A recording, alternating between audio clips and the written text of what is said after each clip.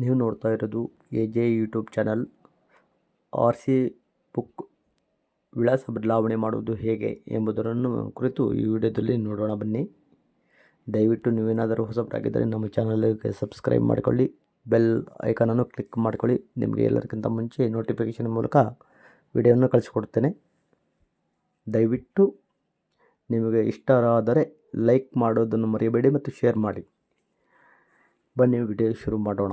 ನಿಮಗೇನಾದರೂ ಅಭಿಪ್ರಾಯ ಏನಾದರೂ ಇದ್ದರಾದರೆ ನಮಗೆ ಕಾಮೆಂಟ್ ಮೂಲಕ ತಿಳಿಸಿ.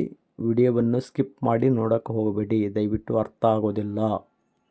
ಯಾವುದೆಲ್ಲ ದಾಖಲೆಗಳು ಬೇಕು, ನೀವು ಒಂದು ಊರಿಂದ ಇನ್ನೊಂದು ಊರಿಗೆ ಹೋದರೆ ಯಾವೆಲ್ಲ ದಾಖಲೆ ಬೇಕು, ನೀವು ಅಲ್ಲಿದ್ದ ಆಧಾರ್ ಕಾರ್ಡ್ ಮಾಡಿಸಿದರೆ RC book, form number 33, insurance, ಹೊಗೆ ತಪಾಸಣಾ ಸರ್ಟಿಫಿಕೇಟ್ ಇವೆಲ್ಲ ತೆಗೆದುಕೊಂಡು ಹೋಗಿ ಅರ್ಜಿ ಸಲ್ಲಿಸಬೇಕು. ಅರ್ಜಿ ಸಲ್ಲಿಸಿದ ನಂತರ ನಿಮಗೆ ಮೊಬೈಲ್ನಲ್ಲಿ ಅರ್ಜಿ ಸಲ್ಲಿಸಿದ ನಂತರ ನಿಮಗೆ 33 ಫಾರ್ಮ್ ನಂಬರ್ ಸಿಗುತ್ತೆ, ಅರ್ಜಿ ಸಂಖ್ಯೆ ಸಿಗುತ್ತೆ. ಪ್ರತಿಯೊಂದು ಹೇಳಿದ ಮೇಲೆ ಹೇಳಿದೆಲ್ಲ ಪ್ರತಿಯೊಂದು ತೆಗೆದುಕೊಂಡು ಹೋಗಿ ನೀವು ನಿಮ್ಮ RTO ಆಫೀಸಿಗೆ ಸಲ್ಲಿಸಬೇಕು.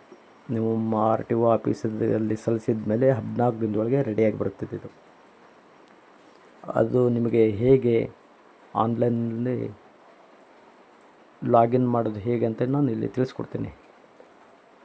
ಲಾಗಿನ್ ಮಾಡ್ಕೊಂಡು ಇಲ್ಲಿ ನೋಡಿ, ಇವೆಲ್ಲ ಪ್ರತಿಯೊಂದು ತೋರಿಸ್ತಾ ಇದ್ದಾನಲ್ಲ, ಇದೆಲ್ಲ ಡಾಕ್ಯುಮೆಂಟ್. ಇಲ್ಲಿ ನಾನು ಹೇಳಿದ್ದೇನೆ ಆಲ್ರೆಡಿ. ಇಲ್ಲಿ ಲಾಗಿನ್ ಮಾಡ್ಕೋಬೇಕು. ಲಾಗಿನ್ ಮಾಡ್ಕೊಂಡು ನೀವು ಅಲ್ಲೇ ನಿಮ್ಮ RC ಬುಕ್ ನಂಬರನ್ನು ಹಾಕಿ ಅಲ್ಲೇ ಸ್ಟೇಟ್ ಆಯ್ಕೆ ಮಾಡಿ ಕ್ಯಾಪ್ಚಾ ಹಾಕಿ ಸಬ್ಮಿಟ್ ಮಾಡಿದರೆ ನಿಮಗೆ ಮುಂದೆ ಪ್ರೊಸೆಸ್ ಅಂತ ಕೇಳ್ತೈತಿ. ಅದನ್ನು ಓಕೆ ಕೊಟ್ಟರೆ ಸಿಟಿಜನ್ ಆಕ್ಷನ್ಸ್ ಕೇಳ್ತೈತಿ, ಸಿಟಿಜನ್ ಸರ್ವಿಸ್ ಅಂತೇಳಿ. ಅದನ್ನು ಓಕೆ ಕೊಟ್ಟರೆ ಪ್ರತಿಯೊಂದನ್ನು ನಿಮ್ಗೆ ಮೆನ್ಷನ್ ಮಾಡೋಕ್ಕೆ ಒಂದು ಫಾರ್ಮ್ ಸಿಗುತ್ತೆ. ಆ ಫಾರ್ಮ್ ಎಲ್ಲ ಫಿಲಪ್ ಮಾಡಿ ನೀವು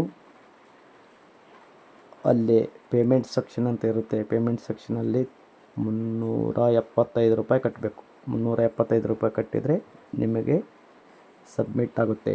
ಸಬ್ಮಿಟ್ ಮಾಡಬೇಕು. ಸಬ್ಮಿಟ್ ಆದಮೇಲೆ ಅದನ್ನು ನೀವೆಲ್ಲ ಪ್ರತಿಯೊಂದನ್ನು ಜೆರಾಕ್ಸು ತೆಗೆದುಕೊಂಡು ಹೋಗಿ, ನಾ ಹೇಳ್ದಲ್ಲ, ನೀವು ಪ್ರತಿಯೊಂದು ನಿಮ್ಮ RTO ಆಫೀಸ್ ಎಲ್ಲಿ ಬರ್ತದೆ ಅಂಥೇಳಿ ಅಲ್ಲಿ ಹೋಗಿ ಅದನ್ನು ಸಬ್ಮಿಟ್ ಕೊಟ್ಟು ಬಂದರೆ 14 ದಿನದೊಳಗೆ ಇದು ಆಗುತ್ತೆ.